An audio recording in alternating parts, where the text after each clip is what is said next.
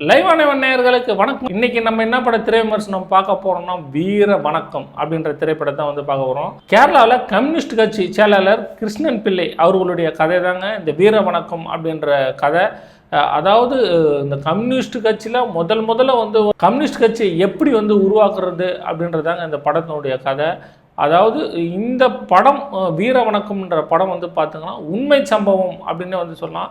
Communist கட்சி எல்லாருக்குமே தெரியும். கேரளாவில் தான் முதல் கம்யூனிஸ்ட் கட்சி ஆரம்பிச்சது. அதே போல் யாருக்கு ஒரு பிரச்சனை அப்படின்னாலும் முதல் ஆளாக நிற்கிறது கம்யூனிஸ்ட் நபர்கள் அப்படின்னே நம்ம சொல்லலாம். பொதுவாகவே கம்யூனிஸ்ட் அப்படின்னாலே இப்போ நிறைய பேருக்கு பிடிக்கல அப்படின்னாங்களோ ஒரு சில காலகட்டத்தில் பார்த்தோன்னா கம்யூனிஸ்ட் தான் நம்மளுக்கு எல்லா உரிமைகளும் பெற்றுக் கொடுத்தது அப்படின்னே சொல்லலாம். எல்லா உரிமைகளும் அப்படின்றது காந்தி சுதந்திரம் வாங்கி கொடுத்துட்டு போயிட்டாரு. அப்போ பார்த்தோம்னா 24 மணி நேரம் நீங்கள் தான் அடிமையாக இருக்கணுன்ற சாசனம்லாம் இருந்தது. இந்த படத்தில் பார்த்தோன்னா மக்கள் எந்த அளவுக்குலாம் எங்கெங்கெல்லாம் துன்பப்படுறாங்களோ அதுக்கு எல்லாமே எப்படிலாம் அந்த கம்யூனிஸ்ட் தலைவர் குரல் கொடுத்தார் அப்படின்ற விஷயங்களை ரொம்ப அருமையாக பண்ணியிருப்பாங்க. அதே போல் பரத் நடிச்சிருக்காரு, ரொம்ப சூப்பராக நடிச்சிருக்காரு. சமுத்திரகனி அவர்கள் நடிச்சிருக்காரு, அவரும் ரொம்ப அருமையாக நடிச்சிருக்காரு.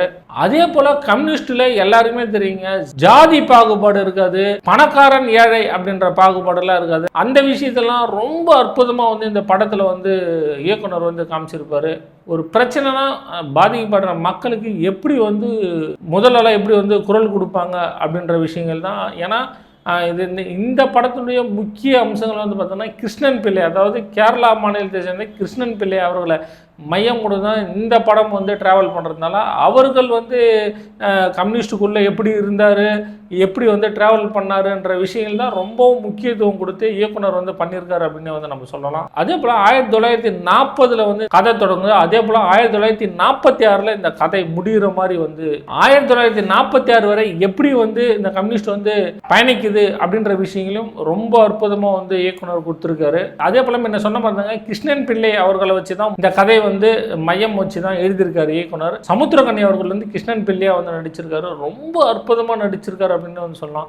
மியூசிக் சொல்லணும், மியூசிக்லாம் ரொம்ப சூப்பராக மியூசிக் இருக்குது. அதே போல் இந்த படத்தை பார்த்துட்டு திருமாவளவன் அவர்களை ரொம்ப பாராட்டினார் அப்படின்னு சொல்லலாம். என்னங்க ரொம்பவும் சிலிர்க்க வச்சிச்சு அப்படின்ற மாதிரி ரொம்ப அற்புதமாக இருந்தது அப்படின்ற மாதிரி திருமாவளவன் அவர்கள் சொல்லியிருந்தார்.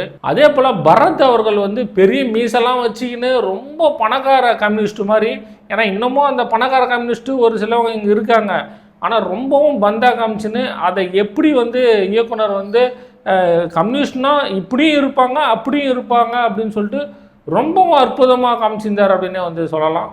அதே போல் இந்த படத்தை மிகப்பெரிய பிரம்மாண்டமான ஒரு செலவில் தாங்க பண்ணியிருக்காங்க. உங்களுக்கு படம் பார்க்கும்போதே தெரியும், கேமரா ஒர்க்லேருந்து எடிட்டிங் ஒர்க்லேருந்து ஆர்டிஸ்ட் ஒர்க்லேருந்து அவ்வளோ பிரம்மாண்டமாக பண்ணியிருக்காங்க. ஒவ்வொருத்தரும் கம்யூனிஸ்டில் ஒவ்வொரு நபர் எப்படி இருப்பாங்க அப்படின்ற விஷயங்கள் நிறைய படங்கள் இருக்குது. இருந்தாலும் கிருஷ்ணன் பிள்ளை அவர்களுடைய கதைகளை வச்சு இயக்குனர் பண்ணியிருக்காரு. இந்த படம் மக்களாகிய நீங்கள் பார்த்துட்டு உங்களுடைய கருத்துக்களை கீழே பதிவு பண்ணுங்கள். நன்றி.